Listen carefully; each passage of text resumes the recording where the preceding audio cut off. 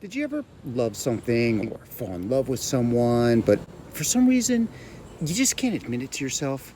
Maybe that love went against an image that you were projecting to the rest of the world.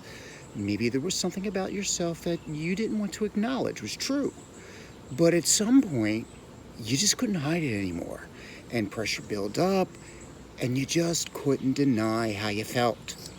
Well, that is the theme of the second season of the DC Universe streaming cartoon, Harley Quinn. And how do I know? Well, I definitely don't like this cartoon. I just watched it to tell you guys about it.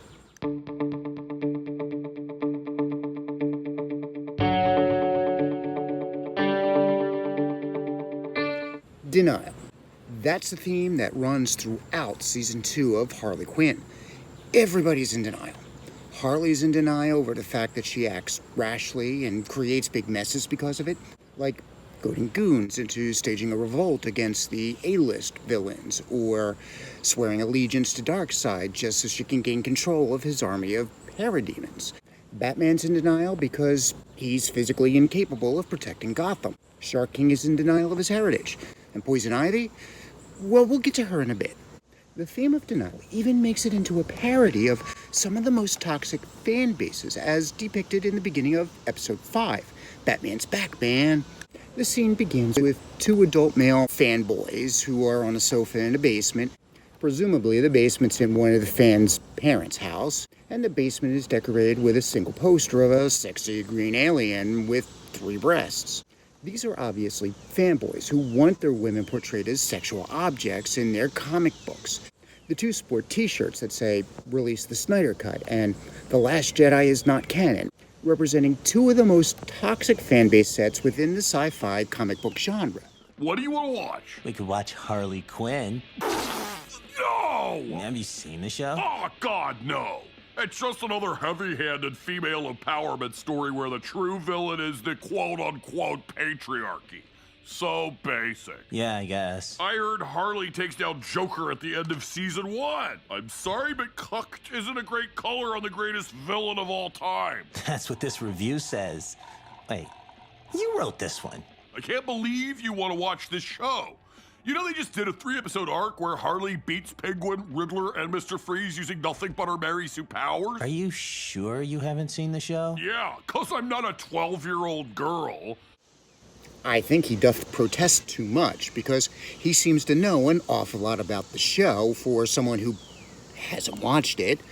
And that hilarious reference to Mary Sue powers, a critical label that's often placed on strong female characters by fragile-egoed male fanboys. He certainly could admit to his friends that he watches, let alone likes, Harley Quinn, the epitome of the strong feminist upheaving the dominant male patriarchy. Of course, assuming that every male villain acts to uphold the patriarchy is just one of the flaws that Harley has to learn to overcome. Thinking Mr. Freeze is just keeping his wife in frozen suspended animation because of some feelings of perverse male dominance, she thaws Nora out, only to learn that Mr. Freeze was not lying about her fatal blood condition. No matter. Ivy's a genius of biochemistry, and she comes up with a cure, but it will cost Mr. Freeze his life. And this is where Harley learns that true love means caring about somebody so much that you would willingly sacrifice anything, even your own life, for their well-being. And this motif of what love is, how our public faces, our denials of our inner self, often interferes with our ability to find true love, well, this is exemplified by the Joker. We last saw the Joker at the end of season 1, when Harley had pushed him into a vat of acid, seemingly to his death. In season 2, we learn that the Joker has survived, but the acid has had the opposite effect. It has turned him back into a normal person instead of a supervillain. Uninhibited by his public persona, the Joker now falls in love with Bethany, who is the nurse who rescues him from the rubble of Gotham City. He even cherishes her 2 children as his own. But because Harley needs the fairy tale book where the Queen of Fables has trapped members of the Justice League to clean up the mess that she created by bringing Darkseid's parademons to Gotham, and because the Joker is the only one with knowledge of where the book is, Harley pushes the Joker into the vat of acid again, although reluctantly, where once again he becomes the clown prince of crime. And it's when the Joker has retrieved the book from Bethany's house that he realizes that once he was free of the mask that he wore publicly, he was free to fall in love, and fall in love for love's sake.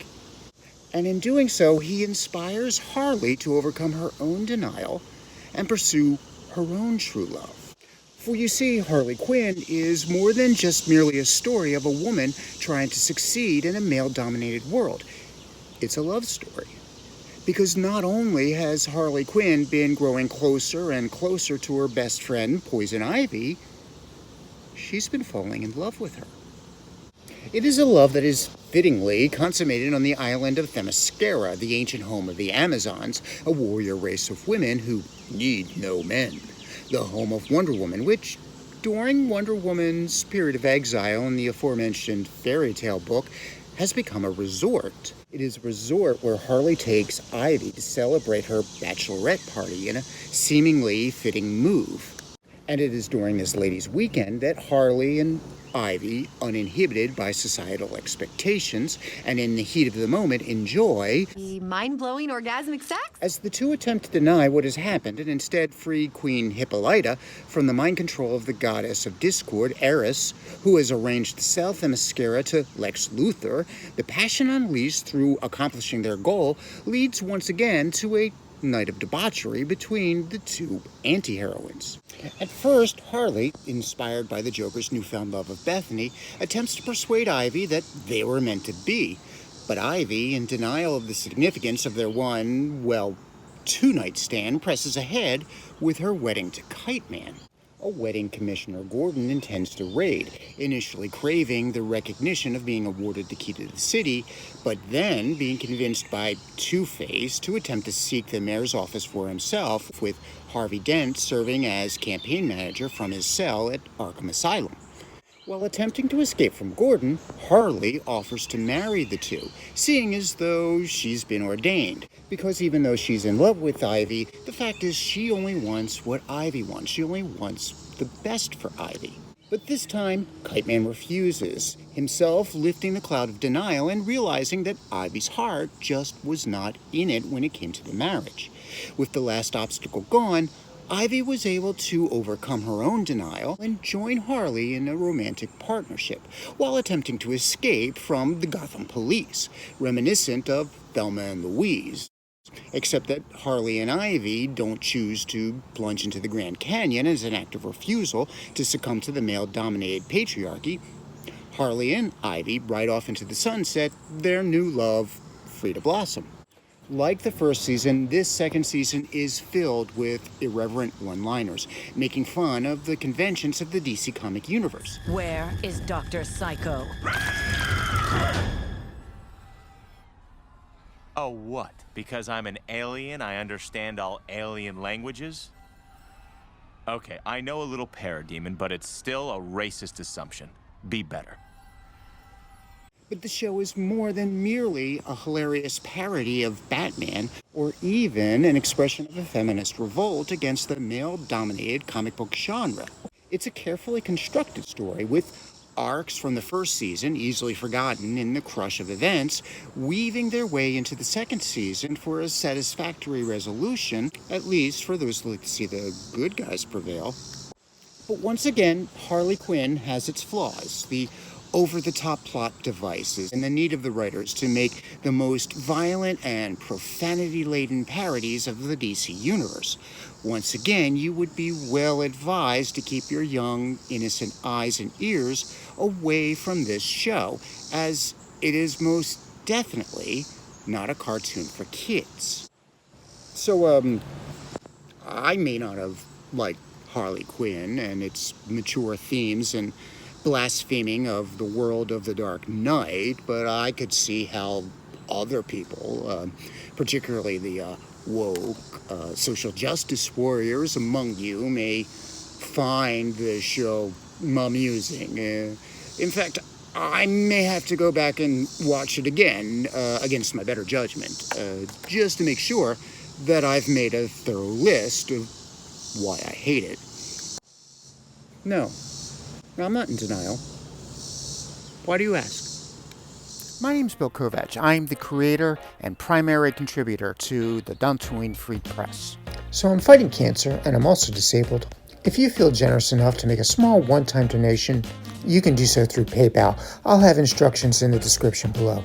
A non-tax deductible donation will go to a special needs trust set up for my benefit that will help pay my expenses. Thank you for watching. Please consider subscribing to our channel and give us a like. Let us know in the comments below what topics you would like to see in the future. And hit that bell button if you would like to receive notification of whenever we release a new video.